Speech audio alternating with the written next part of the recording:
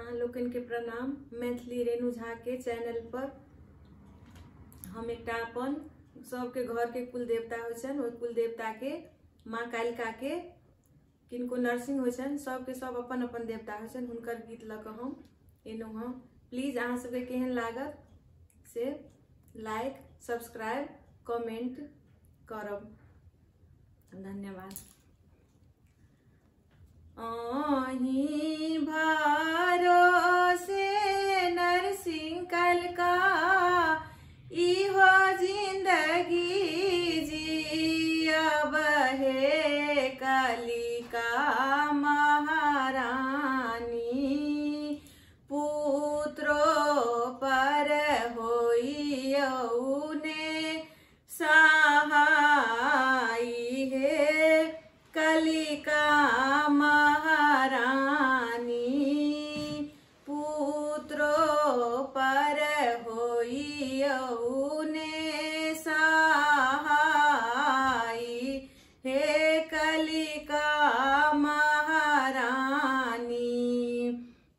आही भरोसे हे माता इहो जिंदगी जियल हे कालिका महारानी अबला पर होइयौने सहाय हे कालिका महारानी।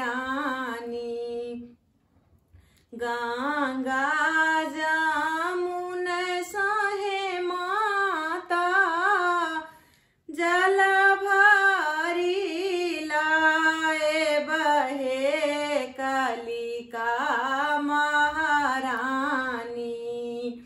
गंगा निकट सहे माता माटी कोरी लाए बहे कालिका महारानी।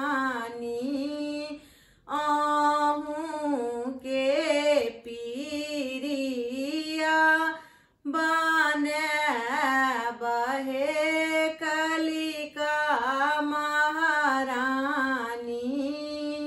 आहूँ के पीरिया बने बहे कालिका महारानी। आही भरोसे हे नरसिंह कालिका इहो जिंदगी जियल हे कालिका महारानी पुत्रो पर होइयौने सहाय हे कालिका महारानी।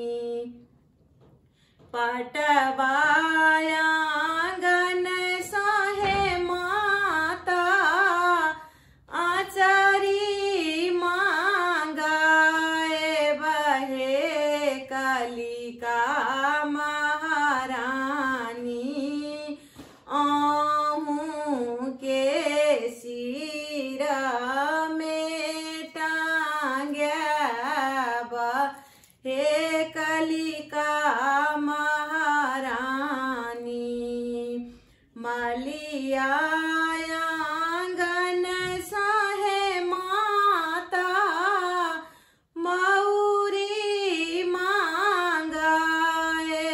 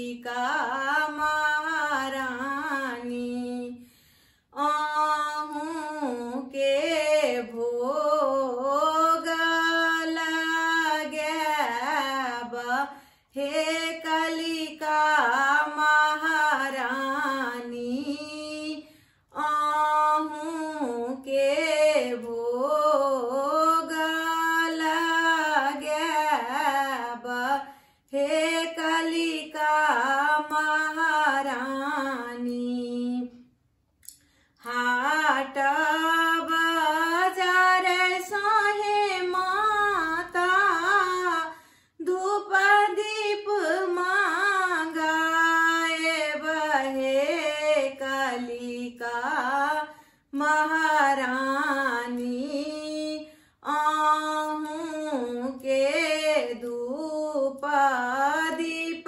देखैब हे कालिका महारानी आहूँ के आरती देखैब हे कालिका महारानी आही भरोसे नरसिंह कालिका इह जिंदगी जियल हे कालिका महारानी पुत्रों पर भेली